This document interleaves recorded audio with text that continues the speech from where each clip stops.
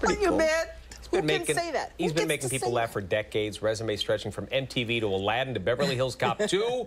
Gilbert Gottfried can add Good Day Rochester too. Well, you've already been here before, so this is, you liked it so much you came back to Good Day Rochester. Yeah. Is that what happened? Yeah. Usually, I love when it's one of these. See, this was a quick return.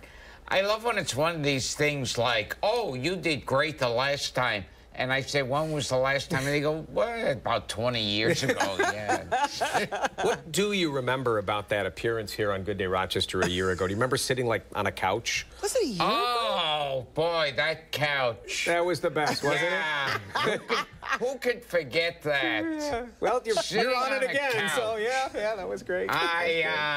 Whenever people ask me about Rochester, I go, that couch. Yeah. Shooting the breeze at Good Day Rochester. Just, you know. Comedy at the Carlson tonight, tomorrow, Saturday. Great. Everybody, all the comics come through, they say, that's a great room. Comedy at the Carlson's a great room. What constitutes a great room for a comedian? If the check clears. Yes. Yeah, that's all. That's the only thing. Yeah. Well, we got some bad news for you. Some bad news. You are back. You've got the show tonight, but you do so much traveling, and you know it's like. How often are you really home at all? Are you ever really home? You travel a lot for the job. Like every you do a lot of weekend somewhere. Yeah. And it's like there are entire states I swear I'd never been to. And then I show up at the club and I see I've signed their wall. And I go, it's been that long, okay. Right? But that's the life of someone who does what you do, right? I mean, that's part of, if you said I'm not traveling anymore, that would be bad. Yeah. Retirement. Yeah, and, you know, I still have to go through security where they go, oh, I'm your biggest fan. And then they're patting me down.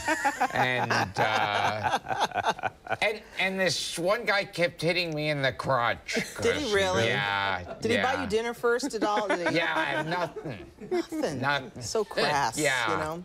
Now, you were born in Brooklyn. You live in Manhattan now. You were born in Brooklyn. I was just sharing with Gilbert, and I think he was overwhelmed with happiness to learn that there's going to be a Wegmans in his native Brooklyn. So, yeah, I mean, Wegmans. I mean, the grocery store. Yeah. I can't wait. You say that now. Well, wait till you go in there. Wait till you see it. Hey, guys, can you take him to Wegmans while he's here, please? You were there last night. Okay, you were there last night. Okay, all right. That's so that's what there is to do in Rochester. You know what? Funny you should say that. Whenever guests come from out of town, people always take them to the Wegmans. That says a lot about us, doesn't to one it? of the Wegmans and say, look what we have. We have the Wegmans. Now, people in our newsroom, we work with a lot of millennials, and a lot of them say they remember you from Aladdin, right? Iago. And they always say that. And it's so funny because I'm like, that's not where I remember him. But here you are, a guy that has spanned all these years, and you've got fans of all these different ages who remember you from a certain time, right? And that's got to be a real accomplishment, right? I mean, you must feel pretty proud about that. I guess so. It is weird when they either recognize me from, like, you know, I always say my career walks the tightrope in between early morning children's programming and hardcore porn. I never knew there was only a tightrope between those two things. That's really amazing. It's not a lot of room, but... We're going to come back with another segment with Gilbert, and Norma saw a documentary about him recently that you said really pulled at your heartstrings. Very sweet. We're talking about that coming up. Just stay with us. More with Gilbert Gottfried. Who's at Comedy at the Carlson. Tonight. Tomorrow.